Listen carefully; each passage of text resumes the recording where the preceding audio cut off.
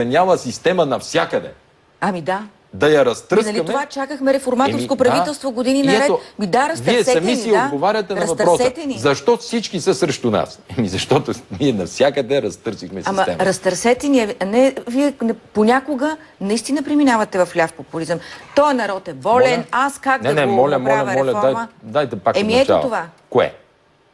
Тези неща, които говорите. Този народ е болен. Как ще му правя реформа? Спираме. Ето въпроса. Искам да отговаряме на всичко. Защото така малко го замръчкахте. Точно обратното сме на левия популизъм. Точно обратното, защото бъркаме в раната и го правиме. Не го говориме, а го реформираме и го правиме. Добрах си мисълта. Какво беше? Случва се. Вие ляв популист ли сте, господин Борисов, ако искате така, ако приемете въпрос? Така. Или просто лексиката ви е такава, или какво? Как се усещате вие? Какъв човек сте? Десен, ляв, центрист? Какво значи десен и ляв?